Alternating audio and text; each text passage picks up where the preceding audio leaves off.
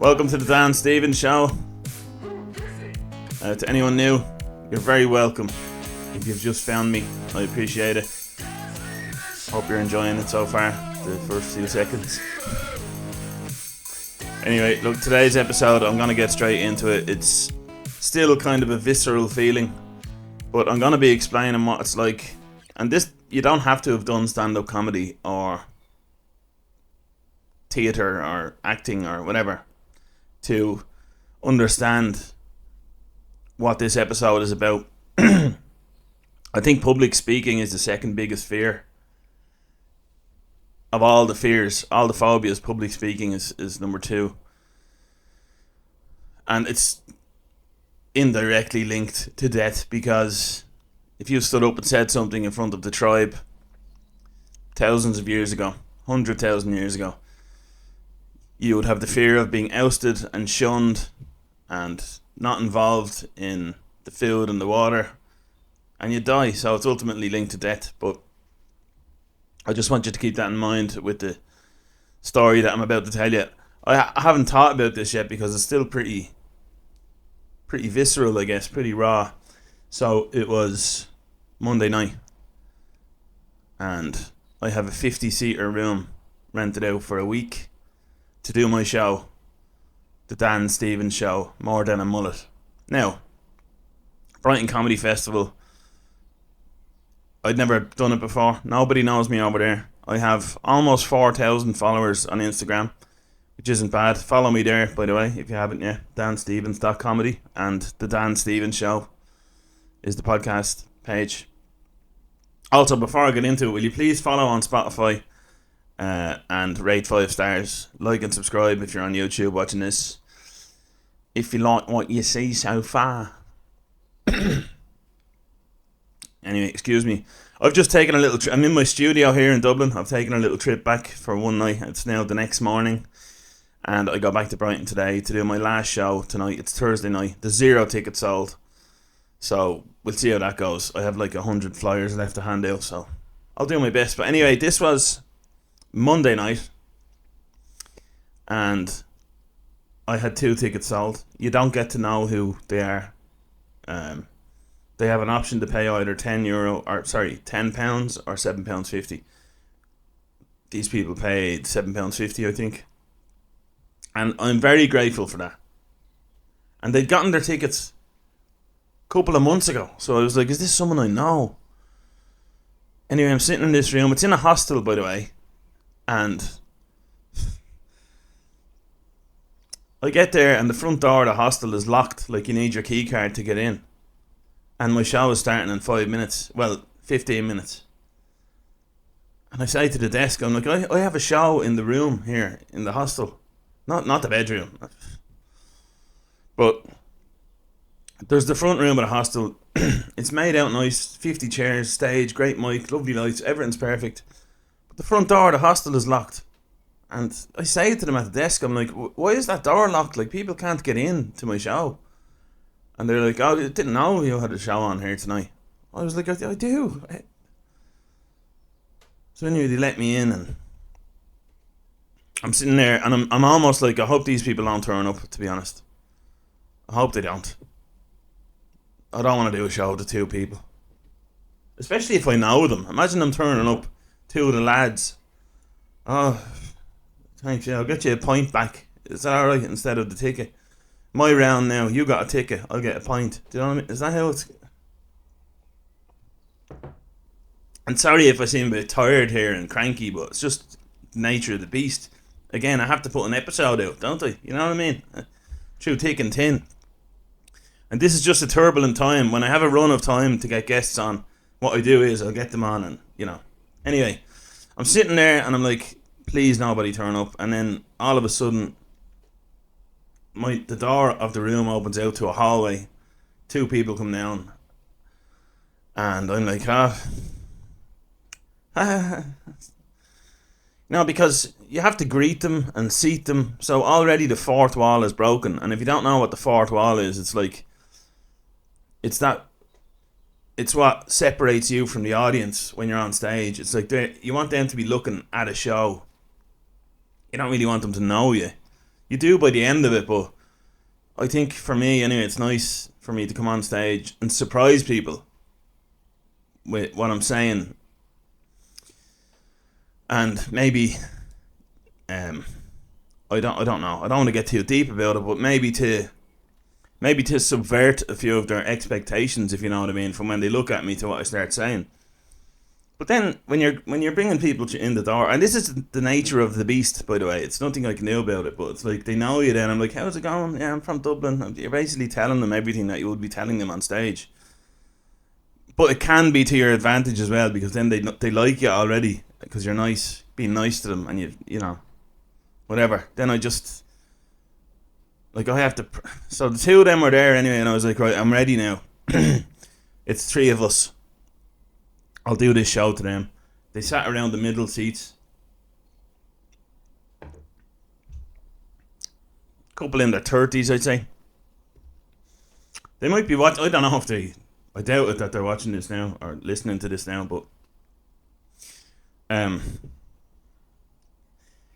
yeah. So that was. I was like, okay, we're here. We're gonna do it. I gave them the big spiel. You know, if I do a show for 40 or 2 people or 200 people, I don't care. You've given up your night to come out and see me, so thanks very much.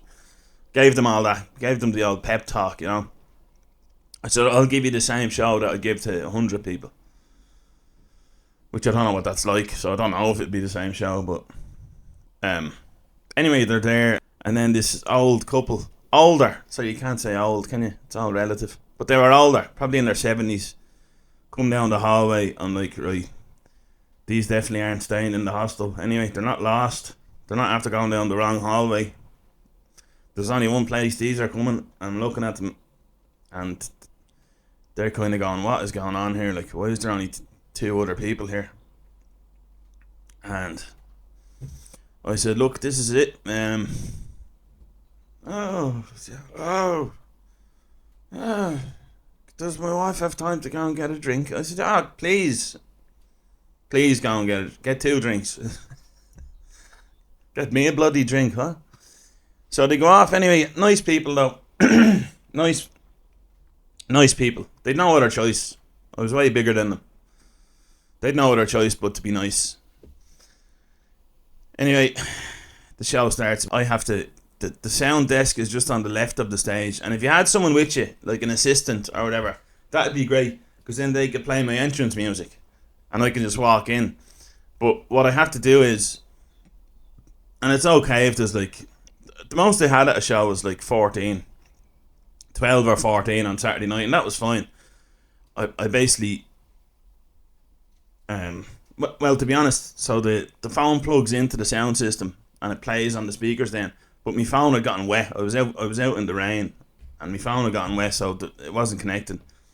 So on Saturday night, I walked in with my phone with More Than a Mullet. Well, it's More Than a Woman playing, and then I danced around a bit on stage. Give them a few of them, you know. But this time it was working, but I had to stand right in front of them, like, and press my entrance music, and then I kind of walk down the back, and then I walk up again when it hits, you know, because the Bee Gees' More Than a Woman is like, there's a bit of that at the start of it. It takes about, I think, 30 seconds to get into it. Then when he goes, here in your arms I found my paradise, and then I start walking up, and by the time I hit the stage, you know, I'll go up to that in the laughter lounge as well. It doesn't matter. I enjoy it. It gets me in the mood. But yeah, they're all just watching me doing that, you know, and maybe that's a funny start for them. I don't know, but it's what I do. Anyway, I did about 55 minutes, and I had to leave a couple of jokes out. I just had to, because me telling these people, there was 2 couples, like, on Sunday night there was 3 couples. They were like a V formation looking at me, you know. 2 there and 1 there. Me talking about a seagull trying to rob me chips, you know, and then conspiracy theories about seagulls. Anyway, and there's a story that I couldn't do at the end about me getting It's about me going home with a woman, and she was more than a woman, put it that way. In the words of the Bee Gees, a lot more. But I just couldn't face saying it to 4 people. It was just like, I did sing the song for them now. I do a song now in my long sets about living in a car. It's Imagine by John Lennon. I'll sing it for you now to finish off. I don't mind. Look, I'll sing it now in a minute. But to summarise what it was like, I'm standing there I did about 50 minutes for them. And you're used to jokes getting a laugh, and you hear, a group of people laughing. But I'd say jokes and I'd just be looking at this older fella right in the eye. And I knew their names. Barry was one of their names, the old fella. Then there was, I forget the other 3, and it was so awkward because I'd be asking them questions, irrelevant, stupid questions about, because I'd be like, I'm from Dublin. Have you been to Dublin? And what did you think of Dublin? And then there'd be a joke, because you try to instinctively flesh out the material because the atmosphere is so low because there's only 4 people there. Oh, and what was your favourite part of Dublin? And then you kind of go, oh, well, I'm from a rough part of Dublin. And then you go into your joke and it's so obvious, and they're just looking at you. Because I don't usually need to do that. But then even doing that, is usually a ploy that comedians use to get the energy up with the rest of the audience, but there is no rest of the audience, And I had a few moments, where there was funny bits, and the guy was like, I was like, where's your favourite place you've travelled? And his wife was there beside him, and he goes, oh, Bangkok. I went, oh, does she know about that? Then it was just the other couple behind them, and they kind of, and she just got uncomfortable, and I was like, and he goes, no. I said, right, I'm not going to get, there's just no one else to buzz off. It would have been a great moment with 50 people in the room, but, with this it was just, I'd say something about the guy, but I'd be like, where's the best place you've travelled? And he was like, oh, Peru or something, and then the old guy just looks back at him. And I'm like, oh, what's going on here? You're trying to create something for people that aren't there, basically.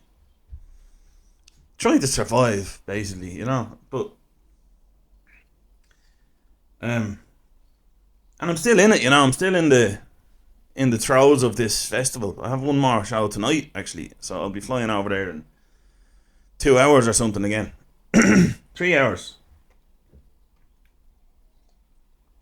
Oh, imagine I missed the flight. That would be terrible. I have 0 tickets sold. So yeah, that's what I was like. It was, you're waiting for sounds that just aren't there, and then and I think with experience you learn that. One thing they really laughed at for them, they had a good laugh at it, and then of course I was like, oh, so they are able to make noise with laughter. Oh, so what's been happening with the rest of the jokes? And then you start questioning yourself, but it's just that one might have just been an exceptional joke. It was the type of thing where I have flyers, and I went out and tried to.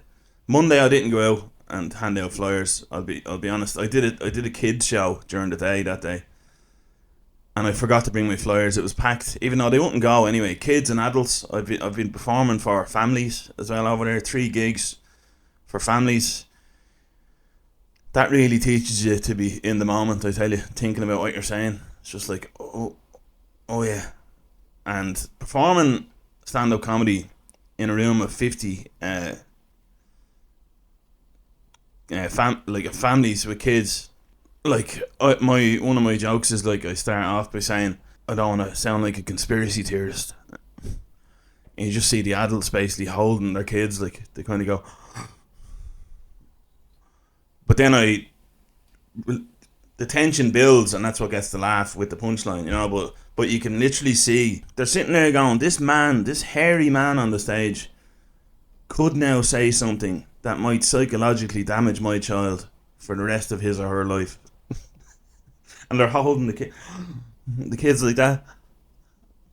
I'm just like, oh, it's okay. I got heckled. I was doing a family show and I got heckled by an 8-year-old girl in the front row. I was like, your seagulls are nasty here. And she goes, we call them bombers. And I was like, oh, that's what we call Northern Irish people. All the adults started laughing. The kids were like, oh. That one's for the adults.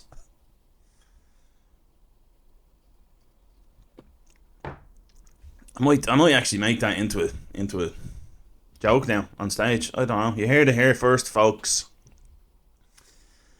So that was that. So yeah, an hour of comedy, or 55 minutes or whatever it was, is, I don't know how it's going to benefit me, but I hope that it will benefit me in some way. I think it will make me more comfortable with silence. I'm already quite comfortable with silence already, but I think as a comedian, it's way easier to be comfortable with silence if you know there's something funny coming after. You can be confident in silence, I think. I think in general, that's how my sense of humour kind of is. Always has been. Is that I will stay quiet. If I know I have something funny to say at the right moment, I'm like, I can be quiet. And I'll hit it at the right time then. And you kind of have to, well, personally, that's how I kind of work on stage as well. There's comfort in silence, and there's confidence in silence. I think it's like, if the silence comes after the thing that you thought that was funny, that's a different thing. Different types of silence. The silence, I think, from my experience, silence that gets built up by tension, and then there's awkward silence. But I think it's what's, maybe this is an obvious statement, but what comes after the silence is quite important. So anyway, I'm going to sing my little song for you. I might as well. You know, I love my listeners and viewers. You'll hear this live if you come out and see me performing. I'm building things at the moment. Basically building stuff. Building blocks to ensure that when I do come to a time where I have my own shows going around the country, that it's as good as possible. And that's why I'm doing all this. I don't expect to have big crowds coming to see me at the moment. I know that it's competitive. I know there's a lot more comedians out there. I know what it's like. So I'm just building my material in the background, testing it out on unsuspecting English audiences. Old, young, come on, come on. And that's what I'm doing. And when, or if and when the time comes where enough people want to come and see me doing stand-up comedy, I will be ready. And that's all I've got to say about that. I'm going to finish it out with the song now. Yeah, I might as well turn the music on in the background here. Don't forget to follow, rate 5 stars, like, subscribe, all that stuff, wherever you're listening. That would be great. I'm going to start doing giveaways soon of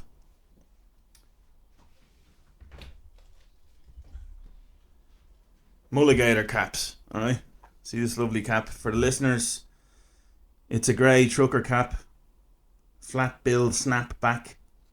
I got these from my Florida tour back in 2024 when I had a show. I think I sold 3 of them, so I have 40 something left.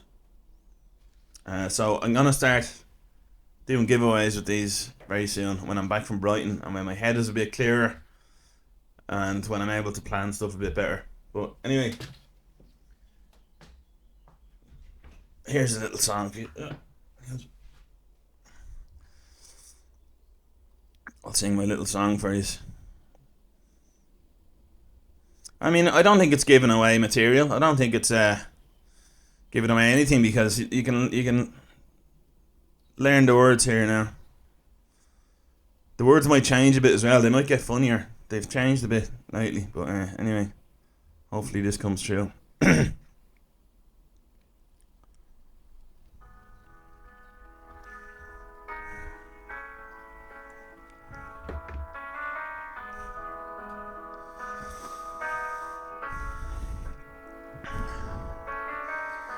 Imagine there's no bathroom. It's easy if you try. Nowhere to go for a number one or a number two. Gotta find a bush and go on the slide. Imagine all the people living in a car. Imagine there's no bedroom.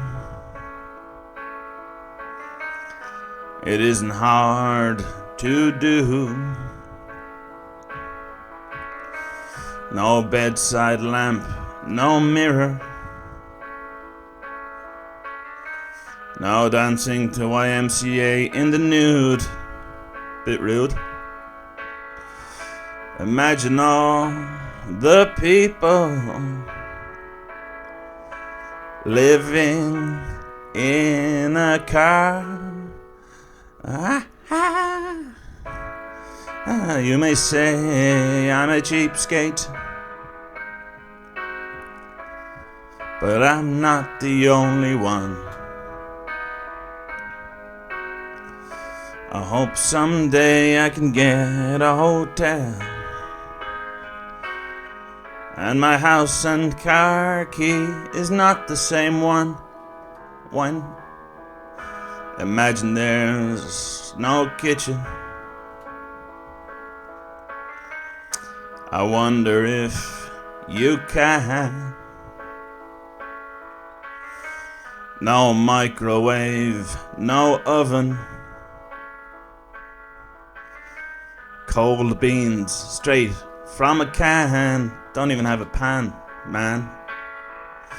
Imagine all the people living in a car. Ooh,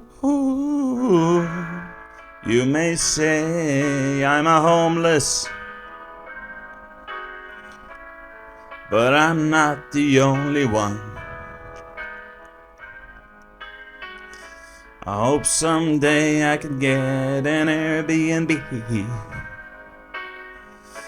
and my house doesn't say vroom vroom. This has been the Dan Stevens Show. Thanks for watching and listening. See you on the next one.